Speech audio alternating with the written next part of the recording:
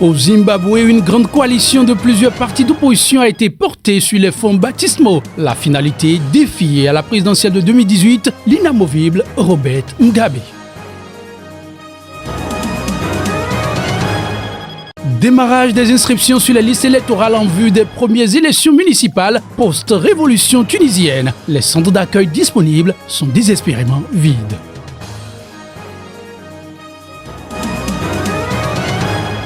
Dernier jour de mobilisation pour les deux principaux candidats pour la présidentielle kenyane. De part et d'autre, l'optimisme est de mise. Odinga espère pouvoir briser le mythe de l'invincibilité.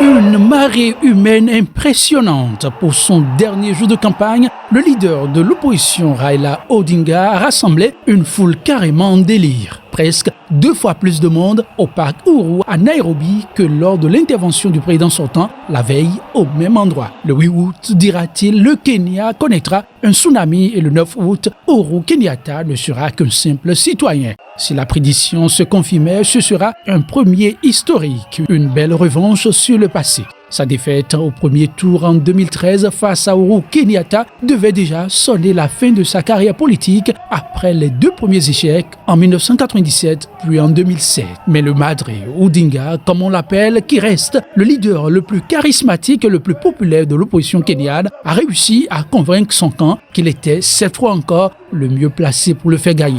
Une démonstration de force qui laisse de marbre le président sortant candidat à sa propre succession. Dimanche, Uhuru Kenyatta, qui espère être réélu mardi pour un second mandat de 5 ans, a participé à une messe aux allures de meeting de campagne. Le vote au Kenya se joue plus sur des sentiments d'appartenance ethnique que sur des programmes. Et Kenyatta, un Kikuyu, et Odinga, un Luo, ont mis sur pied 2 puissantes alliances électorales, tirant chacune le drap de son côté. Pour la 2e fois de son histoire, le pays a recours au vote électronique et pour de nombreux observateurs, la crédibilité du scrutin repose cette fois-ci sur la fiabilité du système.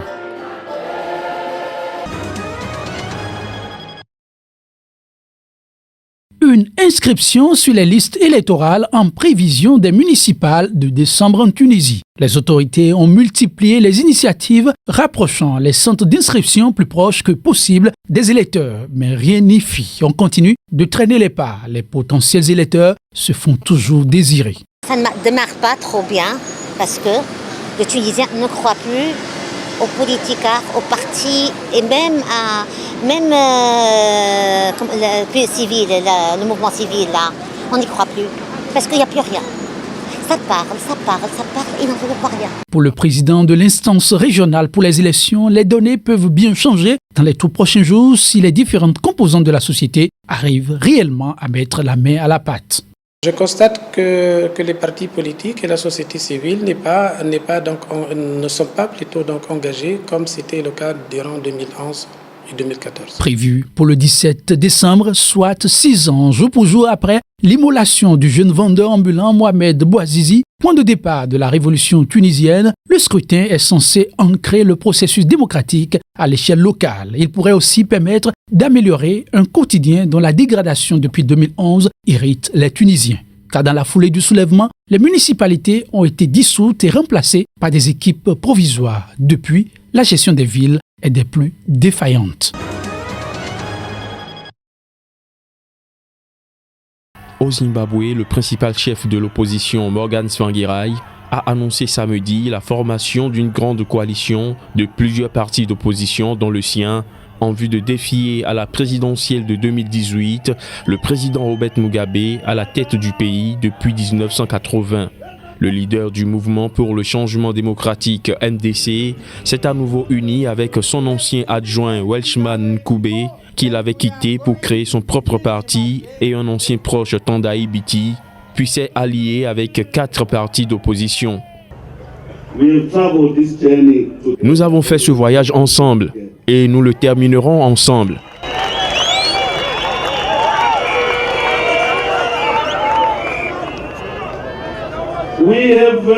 Nous nous sommes lancés ces 20 dernières années dans un voyage contre la dictature.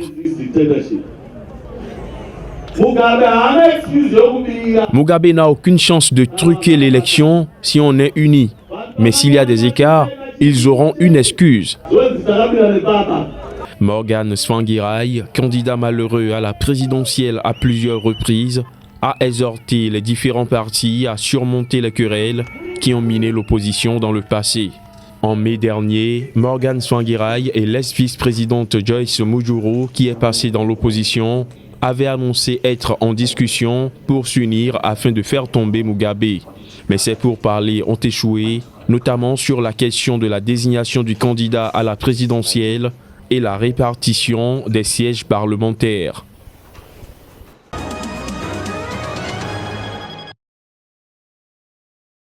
Ghassan Salamé a effectué samedi sa première visite à Tripoli en tant que nouvel émissaire de l'ONU pour la Libye, pays en proie au chaos depuis la chute du régime de Muammar Kadhafi.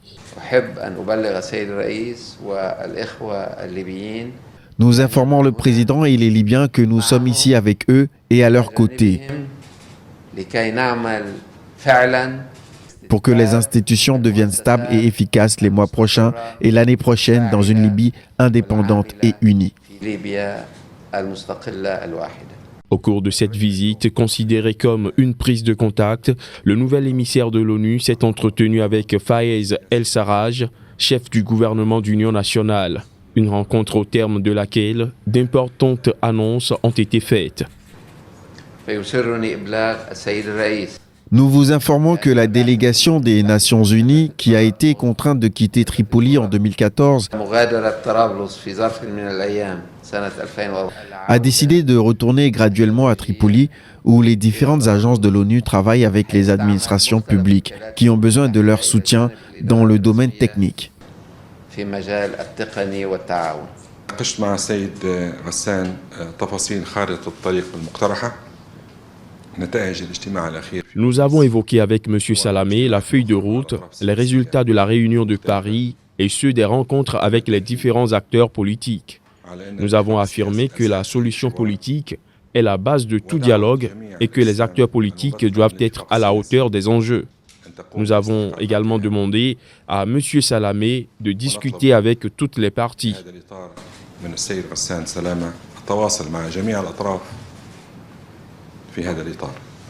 Les deux hommes se sont également mis d'accord sur le fait qu'il était temps de trouver une solution politique urgente au conflit libyen.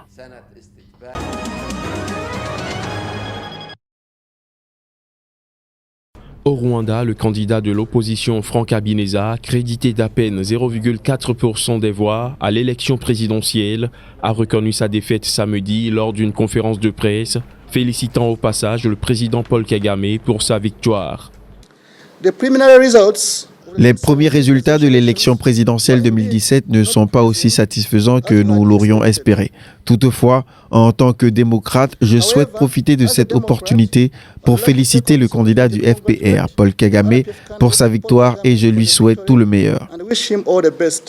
Conscient de n'avoir quasiment aucune chance de l'emporter, l'opposant s'est cependant réjoui de ce que pour la première fois depuis 23 ans, un parti d'opposition se retrouve sur les bulletins de vote. Nous n'abandonnons pas. C'est notre première élection. Nous sommes persuadés que nous gagnerons à la prochaine élection. Le chef de l'État sortant, Paul Kagame, qui dirige le Rwanda d'une main de fer depuis 23 ans, a obtenu une victoire écrasante avec plus de 98% des voix, selon les résultats partiels divulgués samedi par la commission électorale et qui portent sur 80% des bulletins dépouillés. Ces deux adversaires, Philippe Mpayimana et Frank Habineza, ont recueilli chacun moins d'1%.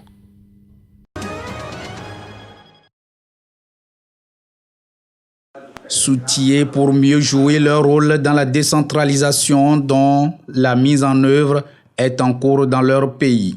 Une cinquantaine d'acteurs des organisations de la société civile et des ONG togolaises se sont rencontrés à Lomé au début du mois d'août. Nous, les organisations de la société civile, on ne va pas rentrer dans ce débat politique. On va faire juste ce qui est bon, ce qui intéresse le peuple. Donc ce qui va aider le développement local. Donc c'est ça qui nous intéresse. C'est pourquoi ce que nous avons pris aujourd'hui, ça cadre bien avec le développement local. Organisée par la coalition des organisations de la société civile pour le développement inclusif COSIDI, cette rencontre de 2 jours a permis à ces acteurs d'apprendre des experts venus du Bénin, de la Côte d'Ivoire et du Togo sur les enjeux du thème contrôle de l'action publique et plaidoyer, outils et techniques d'action. Nous sommes ici pour travailler un peu sur ces enjeux du contrôle citoyen, les principes du contrôle citoyen, je dirais les étapes importantes du contrôle citoyen, mais nous mettons l'accent essentiellement sur le rôle de la société civile dans le sens de l'accompagnement de la décentralisation et donc du développement local, de la gouvernance locale. Qu'est-ce que la société civile doit savoir pour pouvoir accompagner, n'est-ce pas, le gouvernement? La coalition des organisations de la société civile pour le développement inclusif regroupe une dizaine d'associations et d'ONG. Créée en 2016, elle œuvre au contrôle de l'action publique pour la prise en compte des préoccupations des populations à la base.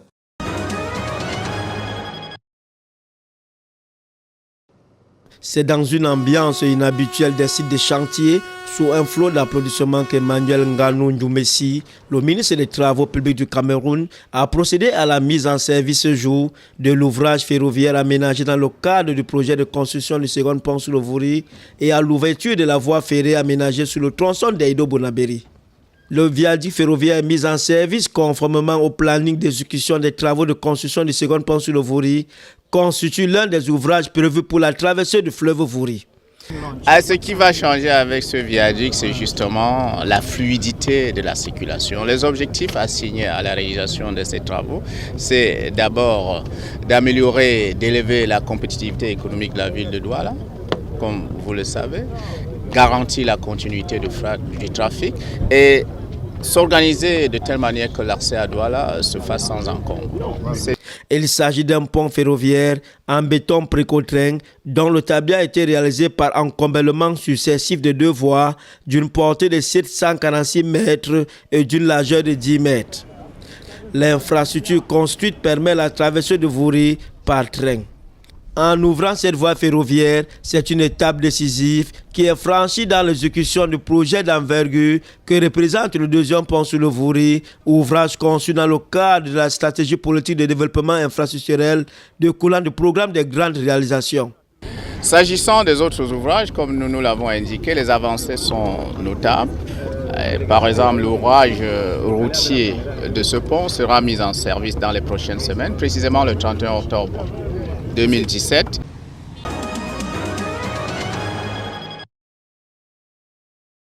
De Bangui à Brazzaville, les mauvais résultats du baccalauréat enregistrés cette année hypothèquent l'avenir des jeunes générations victimes des maux de l'Afrique centrale, de la guerre larvée en Centrafrique, aux crises politiques et économiques ailleurs.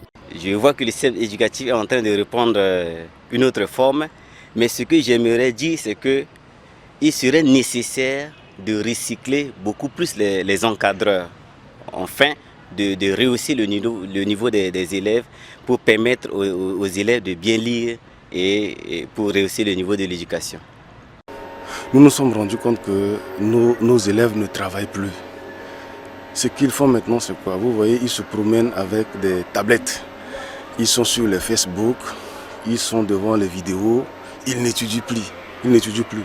Alors, face à cette situation, nous sommes dit qu'il faut prendre des mesures, mais des mesures sérieuses.